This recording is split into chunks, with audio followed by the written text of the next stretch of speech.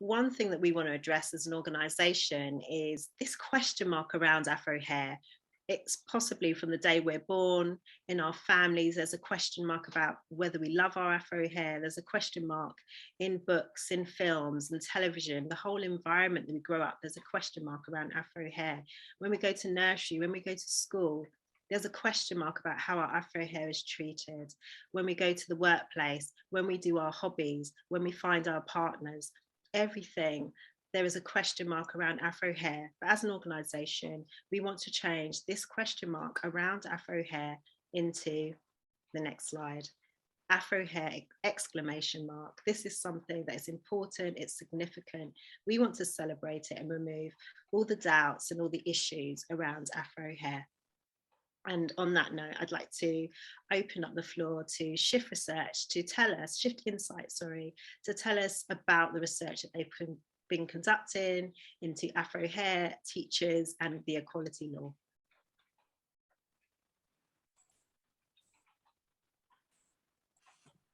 Hi everyone, welcome to the webinar today. I'm Jane Powell and I'm the MD of Shift Insight.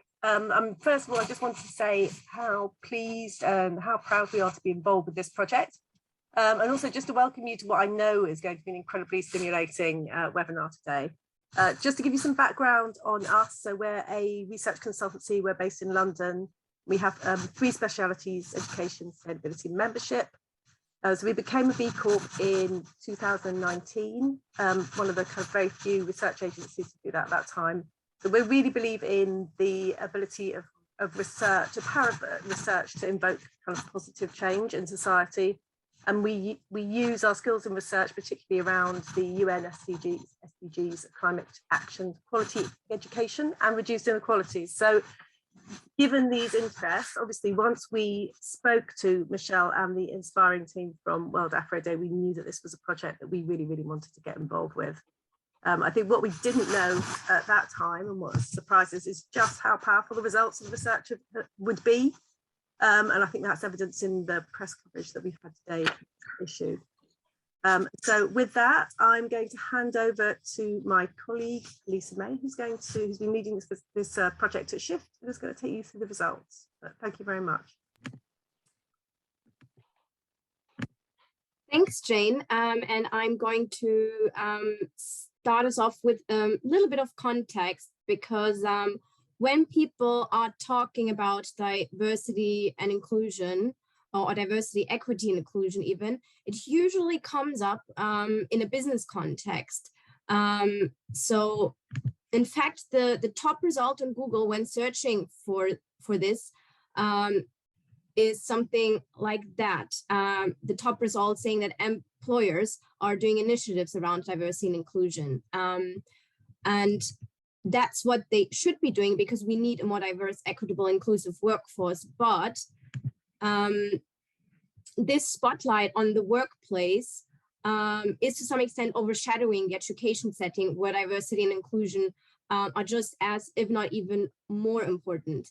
Because before they enter the world of work, people go to school, and it's in that setting where students are establishing their values, their moral compass, where they're shaping their sense of self, that people are first confronted with diversity and inclusion topics, from gender and sexual identity, religion, to race and ethnicity. And that happens in class as well as in their day-to-day interactions with each other in school, college, or university. And that also means, in order to successfully guide students and write policies, educators don't just need to be subject experts. They also have to be experts when it comes to applying diversity, equity, and inclusion principles. And that's why we included diversity and inclusion in a wider thought leadership piece we did with UK educators about sustainability in teaching, because we very much believe that social sustainability is a part of sustainability. So at the end of last year, we conducted this online survey with over 500 UK educators from primary school through to higher education. And we wanted to find out how confident are educators when it comes to talking to students about issues around diversity, equity, and inclusion. How much potential to discriminate do they feel their school's appearance policies carry with regards to these issues? And also, how well do they know how the Equality Act, which is supposed to protect against discrimination, applies to their institution's policies? Now, as part of this webinar, we're obviously going to focus now on the findings connected to race and ethnicity and Afrohair in particular. And diving right into those, we found that educators were relatively self-assured when it comes to talking to students about race and ethnicity. So on a 7-point scale, over half of them indicated a high or very high confidence level about having a conversation with students about this topic. Zooming into those findings, also interestingly, when looking at different roles, those educators who had only teaching responsibilities were slightly less confident, and those who had also other responsibilities such as institutional management or research were more confident. And that seems plausible because educators who are involved in management roles, they're also more exposed to institutional policy and regulation, and so they're much more likely to be tuned in to all things diversity and inclusion as well. And now when asked those educators who work in a school setting how much potential to racially discriminate they feel their school's appearance policies carry, over 70% saw low or even no discriminatory potential. And only 8%, as we see here in this graph, assumed that there is a high or very high risk of racial discrimination. Now, what we think the real question about this finding is how did they arrive at this sort of assessment? Because we just saw in the previous slide that educators have some level of confidence talking about race and ethnicity issues with students, but is that confidence founded in knowledge about, sort of like the complex relationship between equality law and school policies? And the short answer to this appears to be no. Because we explicitly asked those educators teaching in a school if they had ever received training about how the Equality Act applies to, school uniform and appearance policies. And to this question, 76% said no, they haven't been trained on this. And this figure even rises to 88%, who said that they haven't had training when it comes to Afro hairstyles and anti-discrimination law in particular. And yeah, this you could say is really a sort of a blind spot, and that can have significant consequences, as I think the next slide will illustrate. So basically, in order to try and grasp the level of understanding of this complex issue of Afro hair discrimination and how it is linked to school policies and equality law, we presented educators with this scenario you can see here on the slide. I'm going to read it. So a student from an African Caribbean family is admitted to school X, but on their first day is refused entry because they're wearing their hair in cornrows. This hairstyle is traditional in their family, as in many African Caribbean families. However, the uniform policy of the school deems it inappropriate and hence non-permissible for any student to wear their hair in cornrows. Now, it's important to know that this scenario is based on a real incident that happened here in the UK back in 2011, where the school refused to let a boy wear cornrow braids. And we based our scenario on this case deliberately because it's less likely that respondents would recall it compared to a case that was more recently covered by the media. And so this case was indeed ruled as unlawful, indirect racial discrimination by the court because the boy's hairstyle was rooted in a genuine family tradition. It was based on cultural and social heritage, social reasons. And while we see here, which is positive, that 71% of our sample were correct in assuming that what happened in the scenario was unlawful, that's positive sign. We think that the real story here is that close to 1/3 wrongly thought the scenario did not constitute a case of discrimination or were unsure about it. And now, why is this the real story? Because it shows how much confusion there is among teachers about such an important issue. And I think the open-end responses, some of which you can see on those slides, of those teachers who said they were unsure, really capture this confusion. And actually, teachers have good reason to be confused. And we can't stress this enough that the problem is not the teachers here, but we think the fuzzy, legal situation, how equality law applies to school policies. So while Afrohair technically falls under the definition of protected characteristic, it's not explicitly mentioned in the Equality Act under the provisions for race and ethnicity. And this seems to really create some sort of a confusing gray area, which makes hair then all too easily discriminated against.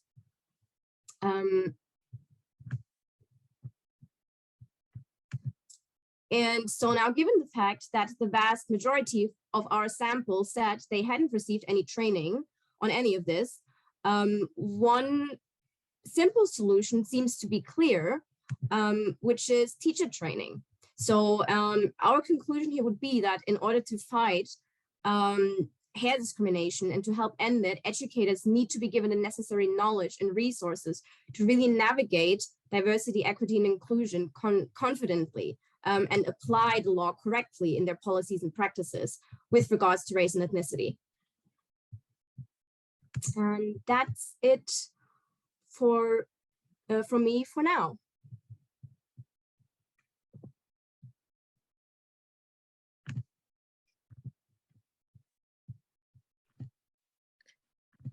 Thank you very much, Lisa. That was so, the results are great.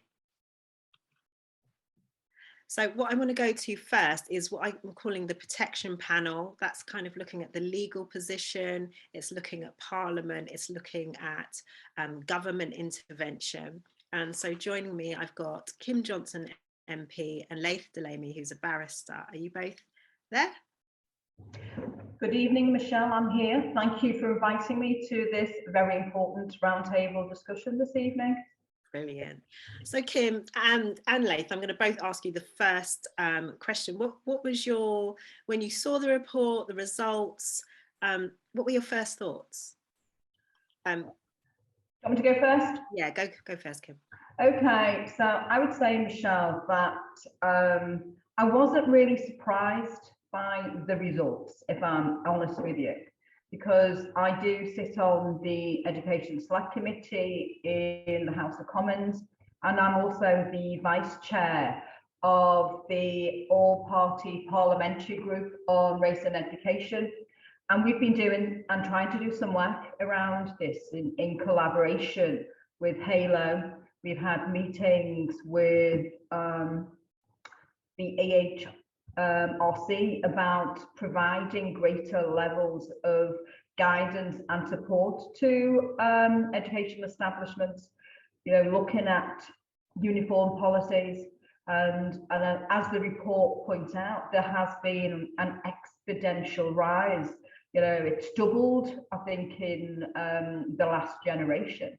Yeah. And if you look at some of the statistics in the report, a lot of the educators say that they're happy and they're confident.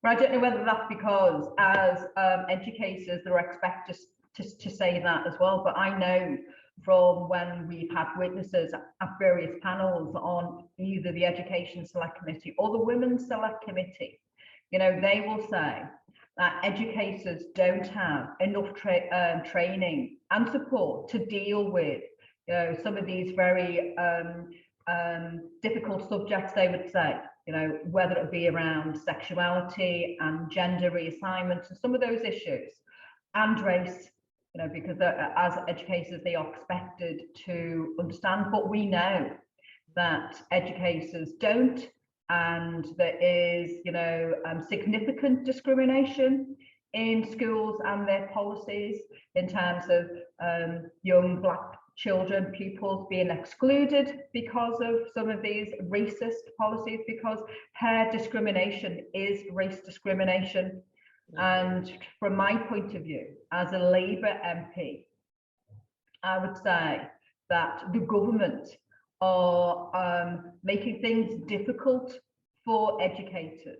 And I don't know whether you're aware that the government published a report about 2 weeks ago on what teachers can teach in school, and they cited things like BLM and the Israeli-Palestine conflict. So they are, from my point of view, interfering politically in what teachers do in schools to help support and understand some of these major issues that our Black communities are facing. Thanks. And Laith, what was your initial reaction to the report? Yes, well, thank you, Michelle. I think that the research done is useful. There's a real dearth of research in this area, and the more research we have, the better. The response to the question about the example of Afro hair discrimination was particularly interesting. And there are one or two things that, I mean, while I know that Lisa was saying that we need to look at the 29% who didn't see discrimination there, the 19% who said, no, this isn't discrimination, and the 10% who said, I'm not sure whether this is discrimination. There were 71% who did say, actually, this is discrimination. And maybe I was being pessimistic, but that was slightly higher than I thought it might be. And I say that because the example used by the researchers was the case of G in St. Gregory's Catholic Science College. And that was a case that was fairly groundbreaking when it went to the High Court in 2011. And people weren't really sure whether that constituted indirect race discrimination, but the High Court said, yes, it did. And that case is really, in a way, one of the most potentially borderline race discrimination cases presented by Afro hair discrimination in schools. And for 71% of educators to recognise that actually, yes, that is hair discrimination is better than perhaps I was expecting. Also, even though a relatively small number felt that uniform policies could be discriminatory, part of the difficulty with asking educators about school uniform policies is that different teachers mean different things and understand different things by the term school uniform policy. So I think a lot of the time when teachers, and indeed when parents, when anyone hears the word school uniform policy, they think about the uniform, they think about sweaters and trousers and skirts and all those sorts of things. They don't think about hair and appearance, that is often quite an important part of a uniform policy. And it's interesting that if you phrase it as appearance policy, you can get slightly different answers from people. So I wonder to what extent that's a learning point for the people who write the policies. And of course, this research is focused on teachers, and that's good and that's important. And teacher training, obviously, that's a big a big finding from the report. More is needed in terms of teacher training, but it's also the people who set the policies, because often those aren't the classroom teachers, that's senior leadership in schools, that's governors. And so that's why it's always important for there to be someone in the senior leadership team with ownership of equality and diversity. So an equality and diversity lead as a deputy head or an assistant head, an equality and diversity link governor in the governing body in the multi-academy trust, a diversity and inclusion officer in the local authority liaising with maintained schools. Sorry, perhaps I'm going slightly beyond being a lawyer here and going into more political stuff, so I apologise for that. Thank you. But I like that idea that diversity and equality needs to be embedded into leadership at the highest level, not just somebody's got that role. You actually need it embedded in school leadership. So I think that is a valid contribution. Can I just ask you, Kim, how do select committees have an influence on this area? Oh, I think you need to unmute. I thought someone was doing it for me. Sorry, Michelle, I forgot. Our select committees hold various inquiries, and we have various witnesses in, and then the government have to respond to those reports. But I take on board what Latha said about people taking responsibility, though, in terms of race and equality in schools, because from my point of view, in Liverpool, we have a significant underrepresentation of Black staff in our schools. We have an underrepresentation of Black governors on governing bodies in schools. And I'm of the firm belief that if Black voices and people aren't in a room, then our issues aren't considered or dealt with. And sorry, I went off piece there, I'm sorry. But in terms of our select committees, it is very much about bringing people together to look at evidence and to put forward recommendations. However, I am very skeptical, I must say, in terms of report and recommendations, because we have had a dearth of reports and recommendations in terms of dealing with race equality issues. You know, the very discredited CRED report, the Tony Sewell report, had a number of recommendations.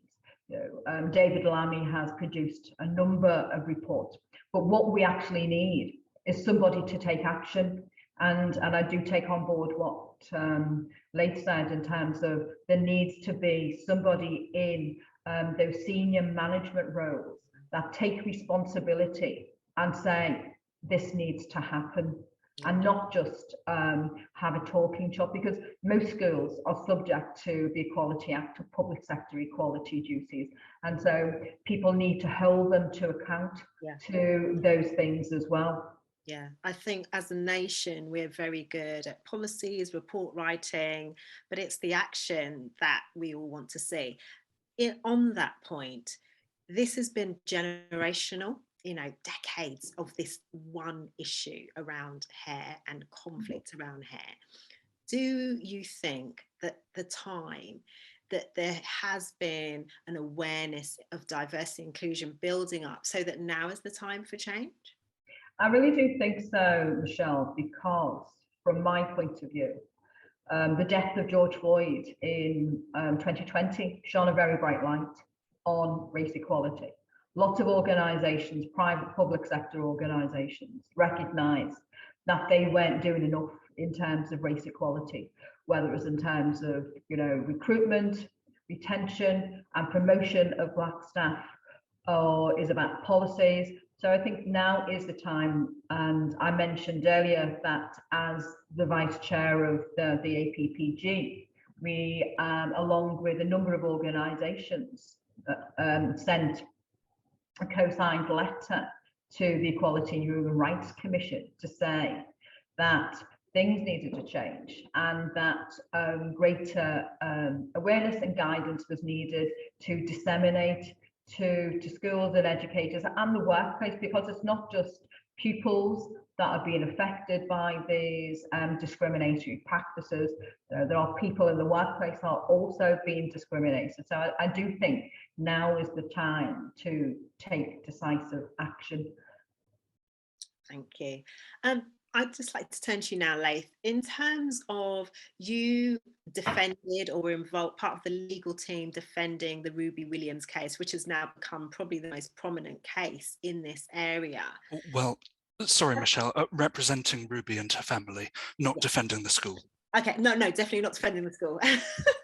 Has it ever been strange to you, the idea that you have to defend Afro hair in the system?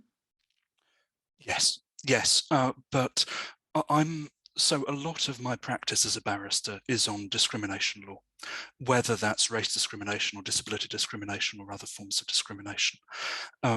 And of course, Afrohair discrimination, it's been rightly pointed out, there's nothing in the Equality Act that says Afrohair in and of itself, Afro-type hair or Afro-textured hair is a protected characteristic, but Afro-textured hair is inextricably linked with race. And so discrimination on the basis of Afro-textured hair will almost always be indirect race discrimination, if unjustified, or might be harassment. And in a way, with the number of cases I've been involved with that have involved race discrimination or any other form of protected characteristic, there is a lot of discrimination out there, a lot of unlawful discrimination, and people with Afro-textured hair don't need me to tell them that. And so, in a way, is it a surprise to me? It is the society in which we live, and it is right that the law should make things unlawful, but obviously the law in and of itself is only going to be of particular use if it is enforced and if people abide by it. And would you say the legal status of Afro hair is unique in comparison to any other group in society? So in Great Britain, the legal status isn't, because under the Equality Act, race is protected, and race is defined as a number of things. Race is defined as ethnicity, as nationality, as colour, by which is meant skin colour. Now, hair type isn't explicitly protected. It's different in lots of states in America, where the Crown Act has recently been passed. It started in California, has gone to many other states, even I think House of Representatives has passed it. There, under the Crown Act, hair is explicitly protected, including how people choose to have their hair, braids, cornrows, etc. There's nothing like that explicitly in the UK law. So whenever anyone who has experienced Afro hair discrimination wants to bring a claim in the UK courts of Afro hair discrimination, it has to be run normally as a race discrimination case. That would be an indirect discrimination case or a harassment case. And one of the problems with running an indirect discrimination case is that there's always the opportunity, or rather, indirect discrimination is not unlawful if the perpetrator can justify it. So there's the legal defense of justification. In other words, do they have a legitimate aim for behaving in that way? And if they do have a legitimate aim, is the act, is what they do a proportionate means of doing it? And if so, that's justified. Now, you can't justify direct discrimination, but you can justify indirect discrimination. I won't get really into the law because I could be here all night, and I apologize for that. But also, of course, there's the fact that, you know, in a way, the law is great when it's written down, if everyone abides by it. But if you want to, you know, if you have been treated unlawfully and you want to bring a court case, then, you know, if you're a pupil who has suffered Afro-hair discrimination or the parent of a pupil, you've got to go through the civil courts, the county court. You've got to bring a claim. You've got to be prepared to pay legal costs if you instruct lawyers and you can't get legal aid or you're not supported by the HRC. And potentially the legal costs of the other side if you lose. It's a lengthy process, it's a difficult process. I mean, the Ruby Williams case, Ruby and her family, and Kate Williams, her mother, who's here tonight, you know, it was, I hope they won't mind me saying, it was a very long slog for them. And I do hope that they feel it paid off, but it was years of litigation. And you know, I'm sorry, we're gonna come back to you a bit later. So I'm just gonna, we have another barrister, Michael Etienne, who couldn't make it this evening, and we just want to hear a few words from him, if that's okay. My name is Michael Essie and I'm a public law and human rights barrister at Garden Court Chambers, and my practice includes education cases, often representing pupils and parents in challenges to school exclusion decisions, as well as cases involving special educational needs provision. For me, the Shift Insight and World Afro Day report is key because it underlines another frontier in the battle against racism facing children in schools. One statistic that really stood out for me was the fact that only 8% of respondents identified school uniform policies as being likely or very likely to give rise to discrimination issues. In practice, school uniform policies are one of the most common areas in which these issues arise, whether because of limitations on hair length or hairstyle, or as I've seen reported in other cases, limits on hairstyles which, quote, obstruct the views of other pupils. And inherent in all of these policies are notions of neatness and professionalism that are historically and contextually racially loaded. We need to see a much better understanding of those issues if we are to see progress in this area. The law does offer protection against discrimination on the grounds of race, which necessarily includes hair discrimination, but the law is complicated and doesn't always offer the protection that we might hope for.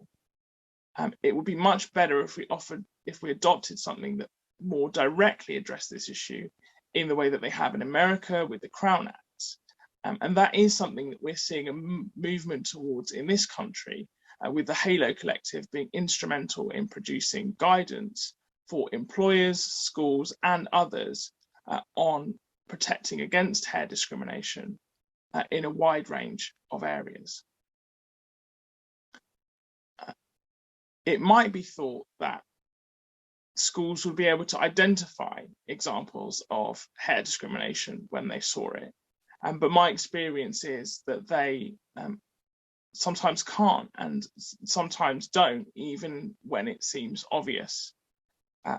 I'll give you this one example of a pupil who wore their hair out in an afro, who was targeted by their peers, who decided to put things in the pupil's hair deliberately to get a reaction out of them.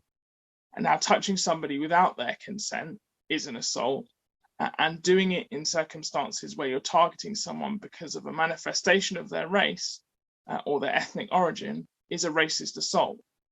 And yet the school in question steadfastly seemed unable to recognize that when the issue was put to them.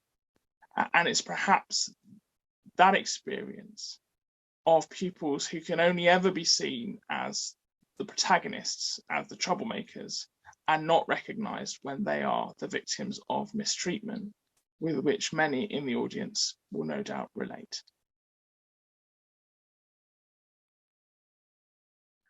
So thank you, Kim Johnson MP and Laith Delaney, for kicking us off. Please stay with us because I'm sure there might be some questions for you later. And just before you go, we're going to have a poll, our first poll. So for everyone watching, we'd like you to take part in the poll. This poll is asking you, does the equality law do enough, does UK equality law, I should say, do enough to prevent Afro hair discrimination? And your options are, there you go on the screen. Yes, it does do enough, you're unsure, or no, it doesn't do enough. So please, can you vote now? So I think, Laith, that's loudly saying something about the equality law. So overwhelming 95%. So it doesn't do enough to prevent Afro hair discrimination. I don't think any of us are surprised by that answer, are we? So thank you so much for starting off this, and we'll be speaking to you a bit later. What we as an organisation do, we do more than talk. We actually go into schools and we have our own initiatives like the Big Hair Assembly that are teaching children and teachers how to get to grips with Afro hair, how to learn about Afro hair. So we're going to hear a little bit about from the children who went to our big hair assembly last year. So if we can play that, please. World Afro Day made me feel inspired by Afrohair because it's unique and it's just very pretty, and I don't want anyone with Afrohair to feel discriminated. Today made me feel beautiful because most of the time I feel like I wanted other people's hair because my type of hair, it can get into lots of problems. Today made me feel more happy and comfortable with my hair because normally I don't really like my hair because it normally gets really tangled and it's really hard to comb. So I feel much more happier with my hair. It made me feel really good, and Afrohair is stopping discrimination from white people. It made me feel more confident about my hair, seeing other people, other boys with hair like mine. So how do you think it's going to affect your students in the future? Well, I would hope that it would give them more confidence, make them, like some of them said, make them feel more beautiful and just be comfortable with their hair and never want to change it, do what they want to do with it. They really enjoyed it and actually excited for next year. So they were saying, oh, they're going to do this every year, and I think they really want to take part and want to make it a big event. So I think it is really, really important that we keep doing it and we keep challenging all these stereotypes. World Afro Day made me feel very confident about myself. It shows that some people are confident with their hair. It inspires you. Some people don't like their hair and they feel like they can't go out with their hair and celebrate it, so it made me feel good. It made me feel happy because I used to feel like I was useless because since I have very low hair, I feel very jealous because other people in my school have such long hair and pretty dreadlocks. Today I realised I need to be grateful for what I have.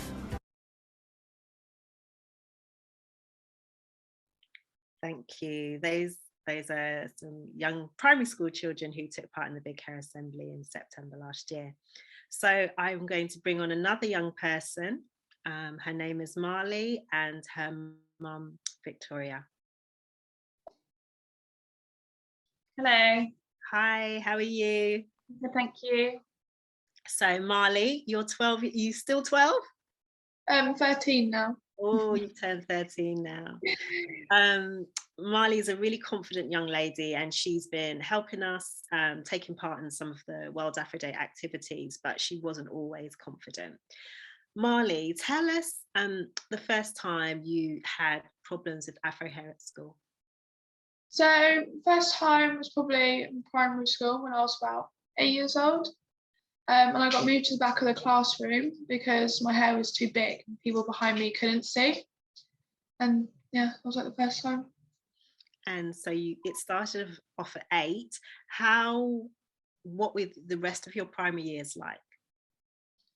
I was often just being moved around the classroom and being put at the end of the line in assembly because of my hair. And I once wore my hair in box braids and got told to take them out because they were unsuitable for school. And I was also always told to tie my hair up when I had it down, even though it didn't pass my shoulders,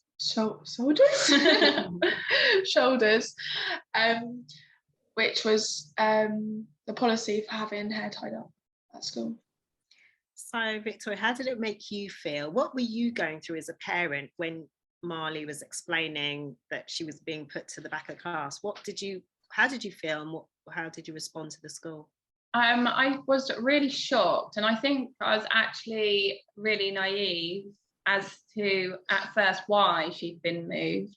I just couldn't really comprehend that it could just be because of her hair. So it took a few conversations with the school until I realised that it really was, they were moving her because of her hair. They were claiming that people couldn't see past her hair, but instead of making adjustments for that, the adjustment they made was to move Marley. And the same within assemblies as well. She was moved to the end of the line so people could see past her. And it just made her really conscious. Her self-esteem plummeted, and it was quite hard to build her back up, because it was the first time I think she realised and was made to feel different from her peers.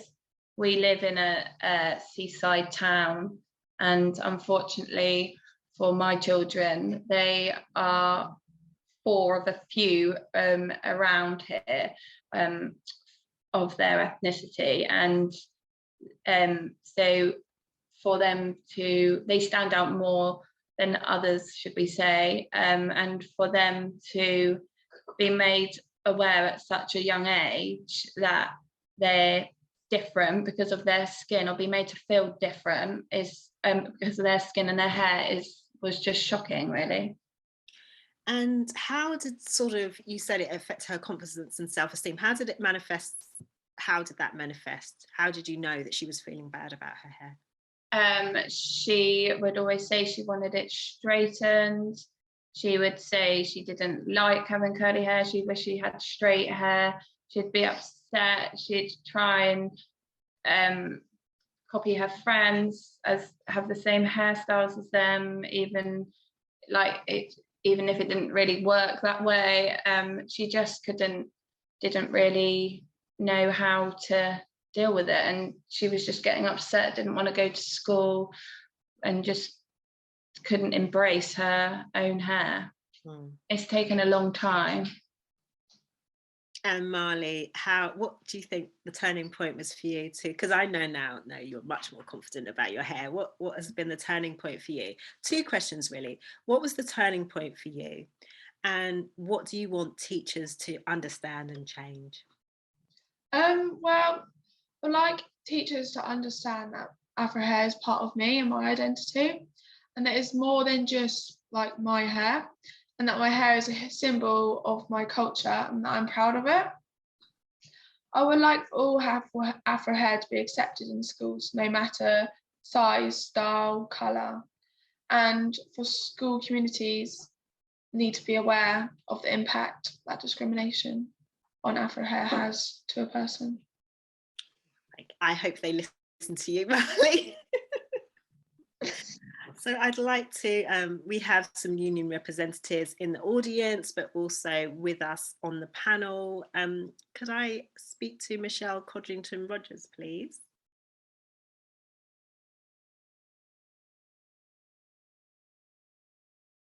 Hi, Michelle. Hello, Michelle. And I'm going to start off by saying, Marley, I just really want to say I'm in your corner. I'm there with you. Yeah, brilliant. Michelle has to rush off, so I'm going to get going with Michelle. So you're the ex-president of the NAS UWT. So been a teacher for many years, been in the union for many years. What's your response to the back of the class and this whole hair's too big blocking out the board, which we hear from various schools?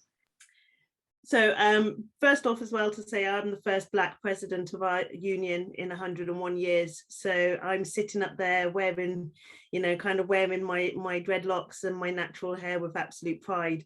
And, obviously I can't comment on individual schools.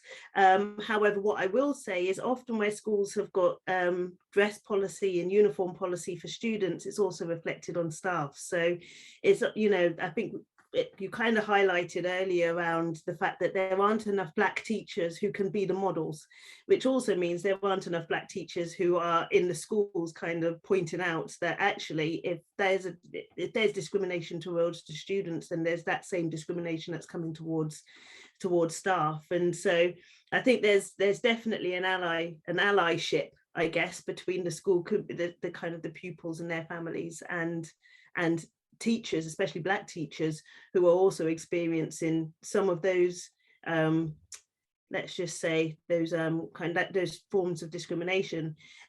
As teachers, we're responsible for what happens in our classroom.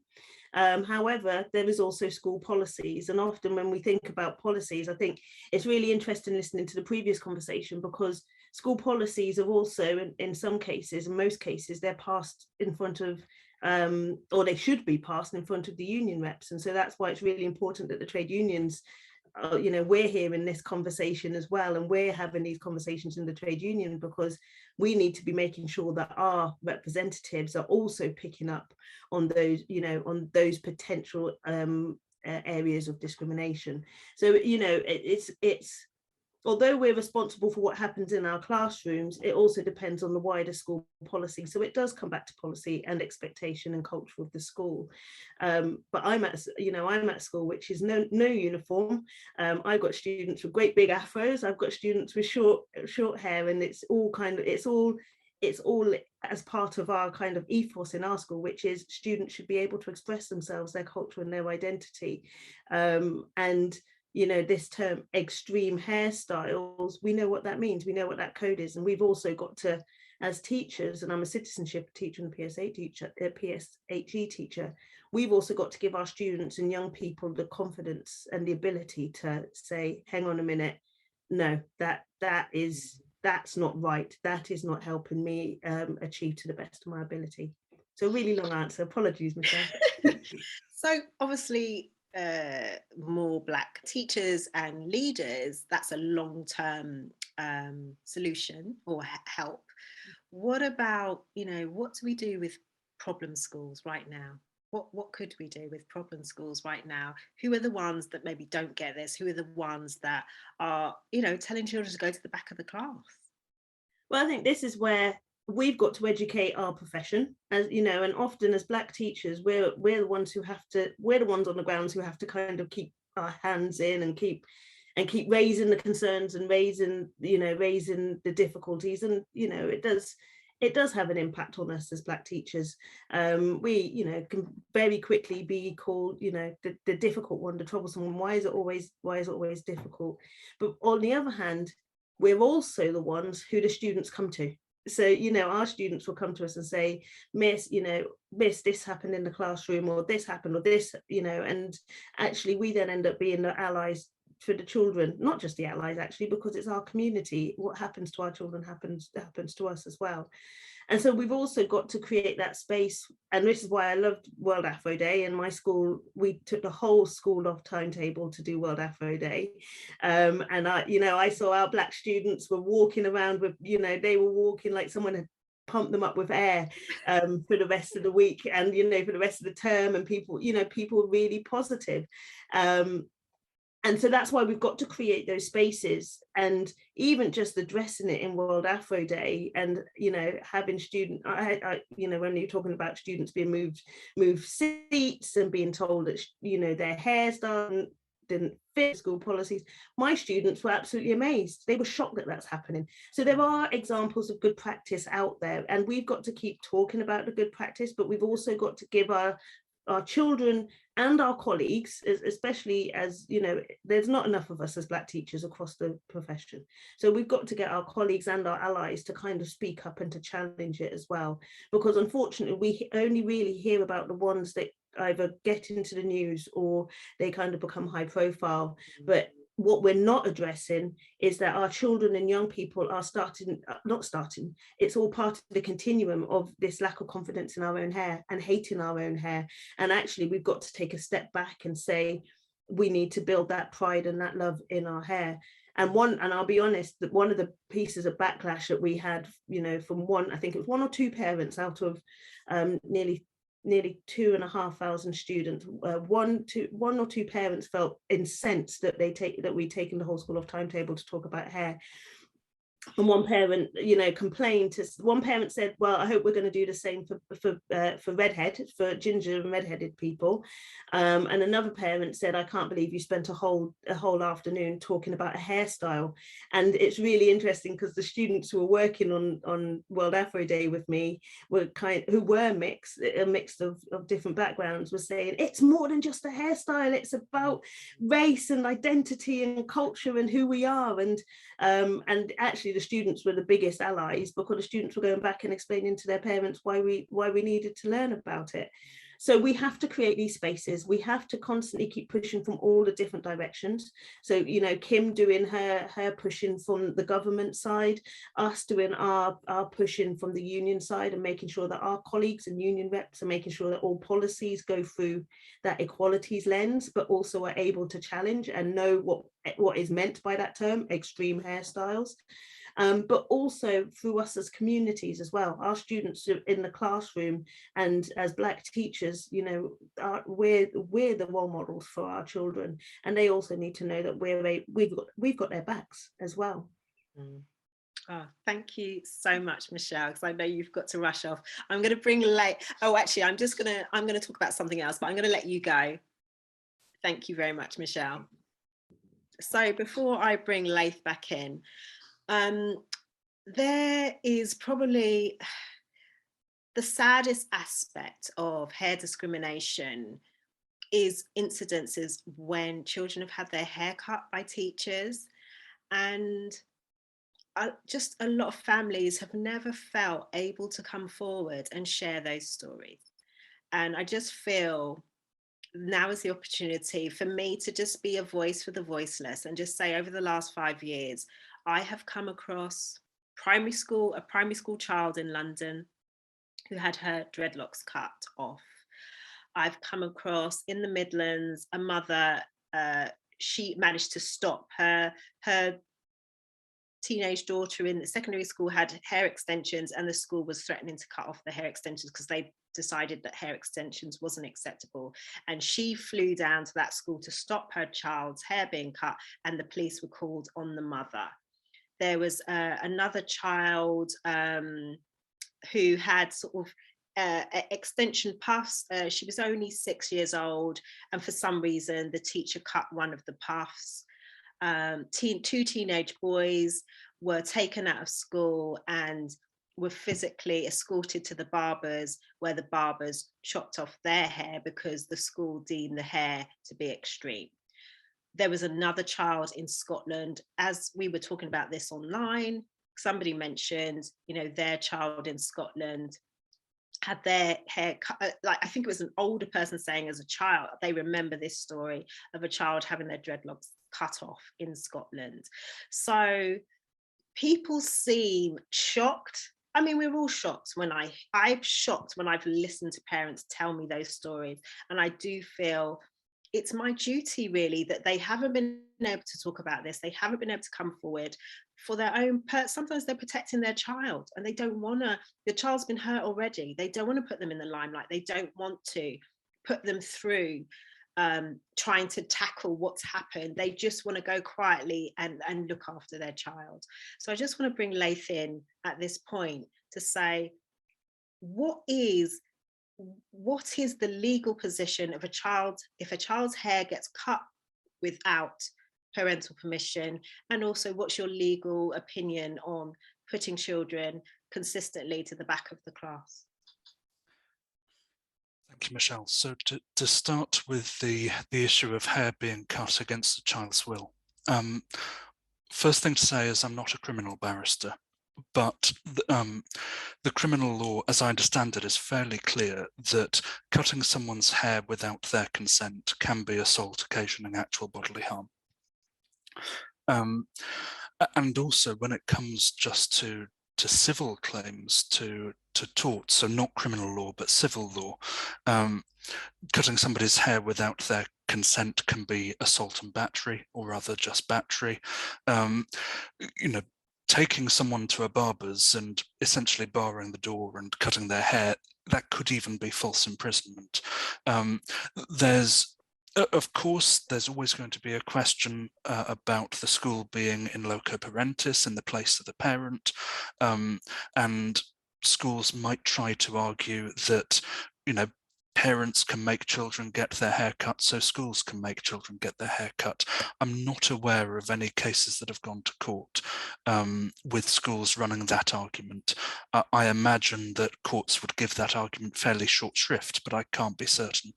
But yes, obviously it is, one would very much hope that the law would protect children in those situations. Of course, just looking at the Equality Act, if children with Afro-textured hair are treated differently, essentially, from children without Afro-textured hair, that would very probably amount to indirect discrimination and or harassment as well. Turning to the other question of yours about children being told to sit at the back of the classroom, that comes back to what I was saying about indirect race discrimination. Essentially, it comes down to whether the schools can justify acting in that way. So do they have a legitimate aim? Probably they do have a legitimate aim, because probably they would say that all children need to see the whiteboard or need to see the teacher. It's important to ensure effective education of all children in the classroom. That would probably be a legitimate aim. So the big question is whether it's a proportionate means. And what Victoria was saying, Marley's mother, as I understand it, is that the school was making no other adjustments. Now, if there are other adjustments that the school could make, you know, if they can just shift people's chairs about, or if there's some sort of way of doing things that doesn't involve sending a child with Afro-textured hair to the back of the classroom, and if it would be reasonable to expect a school to do those things, you know, you can imagine that these days there are ways of doing things that don't necessarily require all children to be able to see all parts of the whiteboard at all times. So if essentially there's something that the school could do that it hasn't done, then they might not be able to show that sending a child to the back of the class was a proportionate means of achieving that legitimate aim, ensuring effective education for all. If they can't show that, then that might be indirect race discrimination. That's against the law, and a child who brings a race discrimination case to court would hopefully win, you know, if the school can't show those things. Okay, yeah, a lot of people just suggest, what about the side of the class? Absolutely, absolutely, yeah. Another alternative. Yeah, and the school needs to consider those alternatives, and if it doesn't use any of those alternatives, it needs to be able to show why it didn't, and essentially the court needs to decide it had a good reason for that. Okay, thank you. Thank you for commenting on those issues. And also for everybody else, the comment box, we'd really appreciate it. That's the space for you to comment on the cutting, comment on going to the back of the class, anything that you're hearing today. If you want to comment on the box, please just let us know if you're happy for us to use your comments after this event to share your responses at all. Just let us know if you're happy for us to do that. So that would be brilliant as well. So I'm going to move on to our education panel now. And we have head teacher Paddy Russell with us, and also education consultant and maths teacher Paul Robotham. So Paddy, I'm going to start with you first. We've got a bit of history with World Afro Day. We've been speaking to you about issues around Afro hair in schools. But I just want to give you the opportunity to say to the audience that you took over a new school and decided to get rid of all hair rules, and then found out subsequently that this had a big impact on your students with Afro hair. Could you tell us about what happened at your school when you took over? Yeah, so yeah, I thought in simple terms, as I've said to you before, Michelle, who am I to tell anyone what to do with their hair when I don't have any hair, as a starting point. But I was aware too that some of the policies that the school had at the point that I joined were really questionable on the in terms of discrimination. So there were rules, for example, around cornrows, about the colour of hair, and yeah, I just thought it was an obvious step to take. But what surprised me was sometime after we took those restrictions away, some of the learners with Afro hair spoke to me, and yeah, talked to me about how the impact on how they felt in school, their sense of belonging to the school, their sense of identity, really changed as a result. So, you know, I maybe looked on it in a more simplistic way. And I wasn't really aware at the time that we took away those restrictions on hair, and we changed the whole uniform policy around that time as well. Yeah, I wasn't aware of how much it would affect our learners, you know, the positive impact that it was going to have. I'd maybe understated at the point that we made the change. And could you give us an example, or what one of the comments was from a learner when you took away those hair rules? Yeah, so a couple of examples, just quickly. There was a girl who's now in year 11 who described to me when she first came to the school in year 6. So prior to starting in year 7, so she came for a taster day, and for years she'd been so excited about joining our school.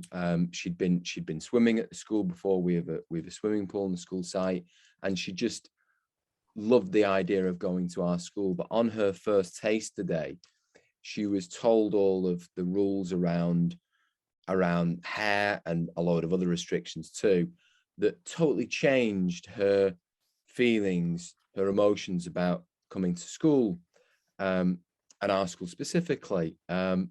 For example, she had coloured hair at the time that was in braids, and she was told she wouldn't be able to have her hair like that in September.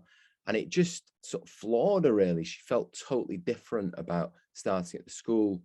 At the point that we changed the rules around hair, yeah, should have been in year 8.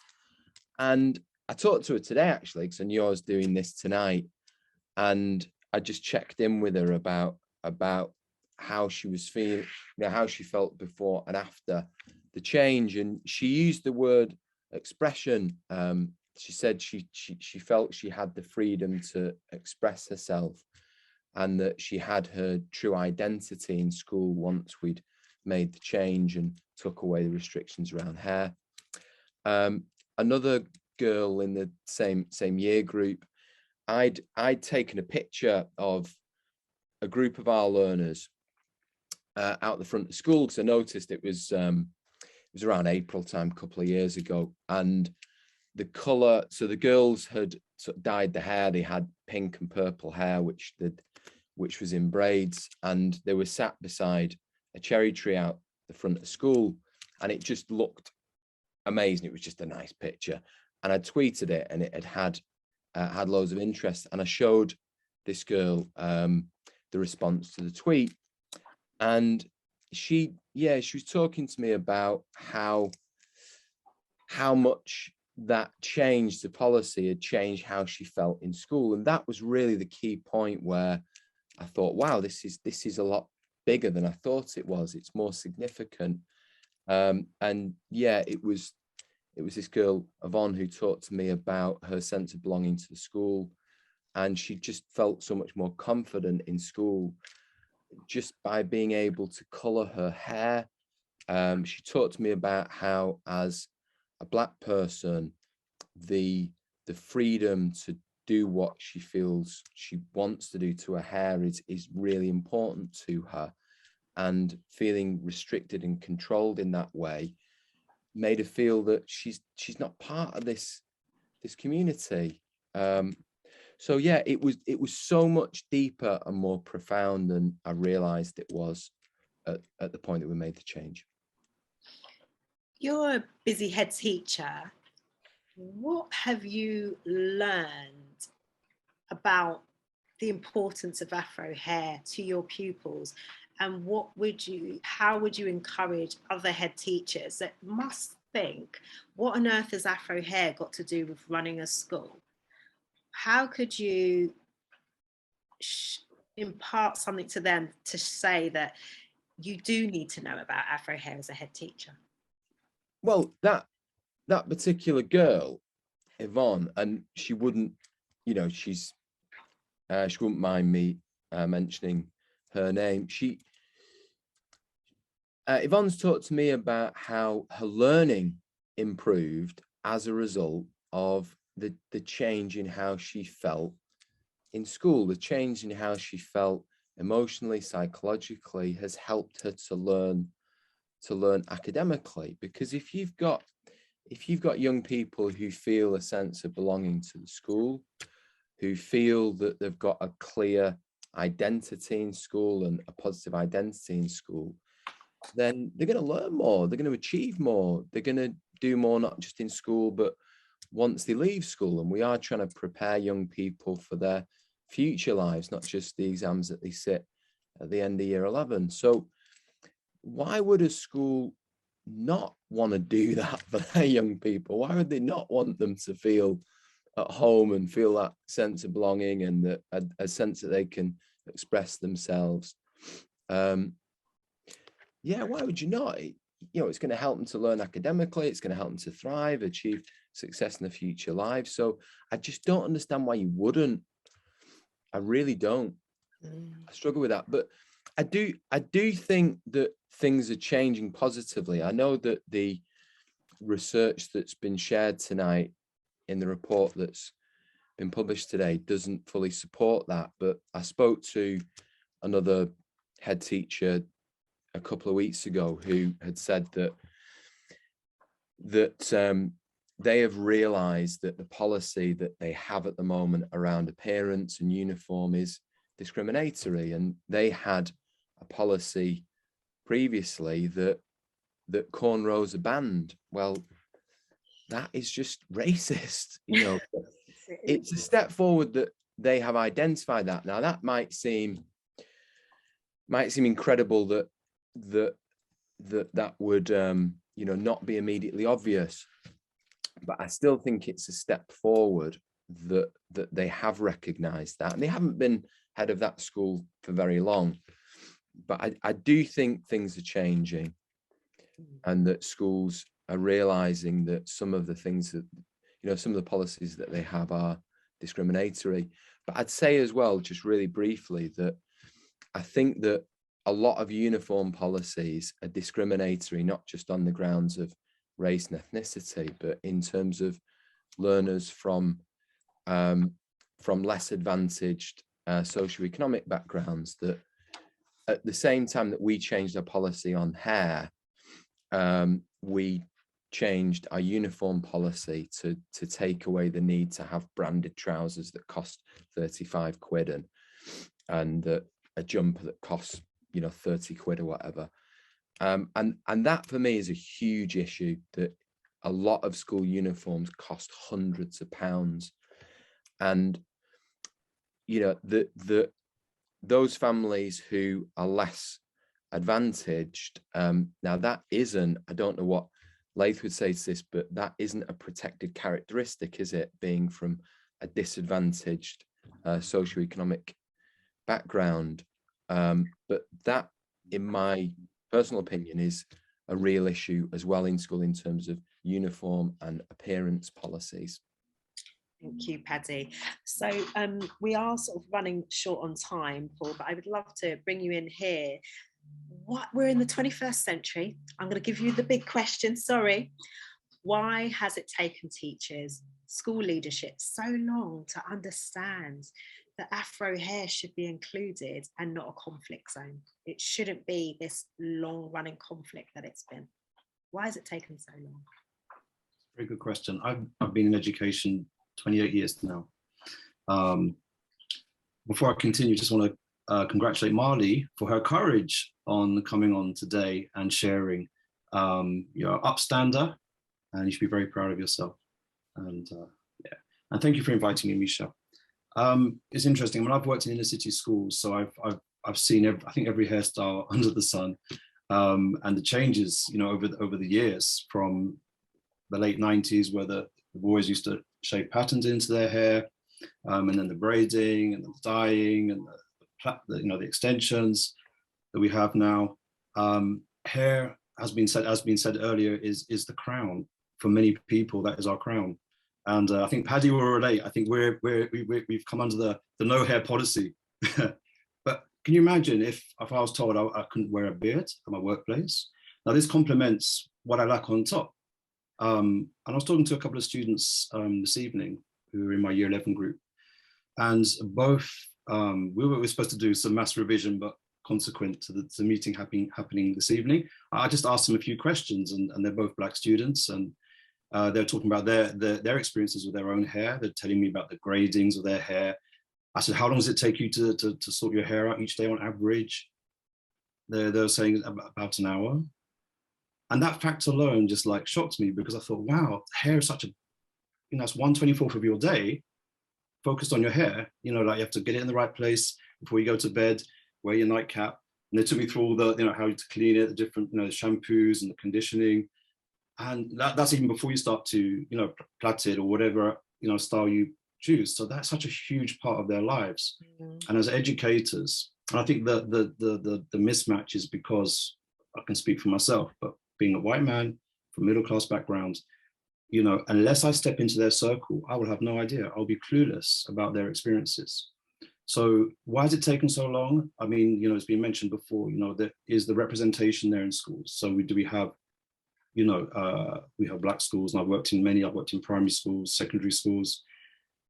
And sadly, you know, I see even within church schools, total disparity. You know, we have, you know, majority staff whites, majority pupil population Black, and there's a lack of understanding, there's a lack of bridging, there's a lack of stepping into each other's circles. And I think until we, you know, and we talk about, you know, certainly through the lockdown, I think a lot of us educators have seen the challenges of children from poorer backgrounds. So until we step into their circles, their experiences, you know, yes, we can have policies and we can have laws, and, you know, we can tick the boxes. But in terms of the empathy, I think as educators, we have to ask those questions, you know, have the conversations, talk to the students, you know, what is your hair journey? What's your experience? How do you feel about the future? One of the students I spoke to this evening said her friend at another local school has been asked to cut his hair, his braids are too long, and he's devastated. A similar age, like a 15-year-old being told, you know, his hair is too long. And the other student said that her older brother has been told he has to have a tight trim for his beard in his workplace. So, you know, this is quite frequent from what I can see, or from what I'm hearing from young people, that discrimination is very real. And it's almost like a microaggression. It's a form of racism. I think I can carry on, but I better. Yeah. Quick last word before we're about to do our question and answers section just straight after this. So if you've got any questions, please put them in the box. But just lastly, Paul, what difference right today, hopefully there are teachers listening, what difference can an individual teacher make right now on this issue? I think they just have to, the awareness is very important. You know, talk to the students, find out what their experiences are. That is definitely a starting point. Don't be afraid to ask questions. And even if you're not sure, you're going to phrase them in the right way. I usually say, this might come out wrong, you know, apologize in advance, but, you know, can you explain to me, you know, how your hair is, or whatever it is. Schools are meant to be inclusive. And again, it was mentioned earlier about the importance of belonging. You know, for a school community to thrive, every child needs to feel they are part of that community. And the minute they are discriminated against, we're pushing them out, we're pushing them to the kind of edge of that community, potentially even pushing them out of the school where they don't want to come into school. And that's a huge problem. And they have enough to contend with, you know, other than just dealing with, you know, oh, the hair's wrong. So, you know, I think for educators, we've got to be as inclusive as possible and be mindful of that at every opportunity. Thank you. That's really, really good note to end on. Lisa, do we have any questions for any of our panelists? So we have a couple of questions in the Q&A. Some were also asked in the chat. And the first one, maybe you can answer that, goes out to you actually. How does someone go about getting like a big hair assembly in their schools? Oh, that's really easy. We haven't launched it yet for this year. So around May, we will be launching our big hair assembly for 2022. So you'll be able to sign up your school. You know, just keep following our socials, our website, etc., and all the details will be there. Awesome. And then we had another question in the Q&A specifically for Kim about how can we get how can we get this in, education statutory law? And I don't know exactly what the context of that question was now. Well, I think I mentioned earlier that as the vice chair of the parliamentary group and working with HALO in terms of hair discrimination, we've already had a meeting with the Equality and Human Rights Commission in terms of improving guidance and making things a bit more statutory, and we've got a follow-up meeting on the 30th of March, and so hopefully it's about pushing it that way and using the processes and procedures in Parliament to keep raising the profile of these issues. But I truly believe that it is down to all teachers in schools to be informed, because and I think one of the panelists just said, having a chat, having a discussion, and I think just being informed in terms of the young people that attend your school, and understanding their culture, because I think all too often teachers fail to do that, unfortunately. And I'm not putting teachers down, but I think there needs to be a bit more awareness of some of the issues that children are facing. Thank you. Thank you. Lisa, any more? Yes, I think that might be more of a discussion question, so not for one specific panelist, but a really good question, I think. So how do we bring the conversation of hair discrimination to a predominantly white school? I think you just have to it depends who's bringing the question. I mean, who's bringing it to the school, whether they're a teacher, whether they're a child. But I think to direct them towards the Big Hair Assembly materials, the Big Hair Assembly in its very nature is for every school. We have schools in Cornwall or Devon who have like maybe one mixed race child in that school, and the teacher feels that they can. In the event you saw on social media, there were lots of images of white children of majority white schools were watching the Big Hair Assembly. So it's about alerting them to say that the materials are for everybody. An assembly is for everybody. It's a learning experience for everybody. It's not, if they want to exclude themselves, they're excluding themselves. It's not the Big Hair Assembly is excluding them. So we actually create materials for every school, and it's about pointing them to our materials so that they can benefit from them. Great, thanks so much, Michelle. And now we just have another question for Laith. Given that the precedent has now been set in a variety of cases regarding discrimination against Afrohair, are there any protections parents, teachers, pupils can benefit from by virtue of those cases without having to pursue legal action against the school? Yes, thank you, Blaise. That's an excellent question. I think that so looking at avenues other than legal action, there's always Ofsted, and actually these days Ofsted has recently changed its equality and diversity inspection requirements, and certainly I myself am a director of a multi-academy trust, and we're expecting an Ofsted inspection at one of our schools soon, and I know that we are very concerned about equality and diversity inspection, because that's going to be something that's a little bit new in a way, beefed up from Ofsted. So there's the Ofsted approach. There's also, of course, making complaints directly to the school. There are other relevant regulators. So, for example, with academies, there's the ESFA.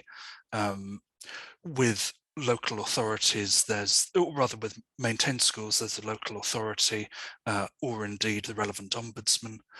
I could go on for quite a while longer, and I probably shouldn't. So I'll confine myself to that, Michelle. Yeah, I think there's a thank you very much for that, Laith, and also giving us the fact that you have that educational background anyway from the other side. So yeah, it was good to know that there are a few touch points of what do you do when your school's not doing the right thing. So Lisa, I'm going to go Michelle, to the yeah, go on. Sorry, one thing just finally to mention is the Pimlico Academy protests last year. I'm not necessarily suggesting that that happened at every school, but it was, I mean, to see a school population behaving in that way and actually saying, we're not standing for this, we're going to protest, that was quite something to see. Now we're going to get into a whole nother thing if we start talking about protests at school. I'm going to reserve my yeah, that I agree is all I can say on that point. Let's go to our final poll, please.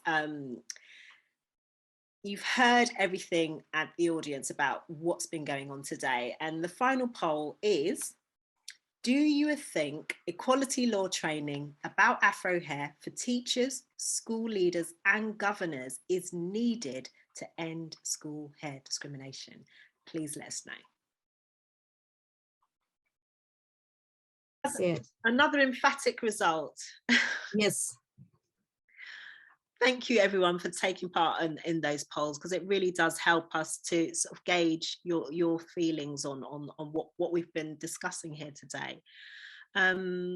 So I think just the last few things I'd like to say is our thank yous. Thank you to all of our panelists this evening for taking part. Thank you to Shift Insight for actually recognising that this was an area of research that needed, and to put the time and resources into doing it. We would not have been able to do this without you. Can I just bring on my co-director Denise, who is my right-hand woman, working with me behind the scenes. Hello everyone. Thank yous you would like to say. I thank this woman so much. You guys don't know how much she is the reason why I'm able to keep going. Well, and also thank you, Michelle, because without, your passion and your vision, there'll be nothing to align ourselves with. And so thank you as well. And we just want to wrap up by saying this is just the start for 2022 for World Afro Day. We've got some really great things coming up. The Big Hair Assembly will be, opening that up in May, so you can get all your schools signed up to that. Also, there's the Little Big Hair Assembly, it was such a delight last year to see. And this is why the Little Big Hair Assembly is an example to the country, because lots of teachers, we gave them the material and they conducted these assemblies themselves. And they would have been majority white teachers taking up this material, getting to grips with it and enjoying it and delivering assemblies in their own right. So this idea that if you're not Black, you won't understand it, you won't get it, that's just not, we've proven, they proved that that's not the case. So we'd love to see more teachers getting involved. We're going to leave the chat open if there's any last comments that you want to make. Thank you to every person that has taken part in this, that's been a part of the audience. We will be putting the recording of this out on our YouTube and our social media over the coming few days, I suppose. And just, thank you for everyone that supported us over the last 5 years. And we believe that change is coming.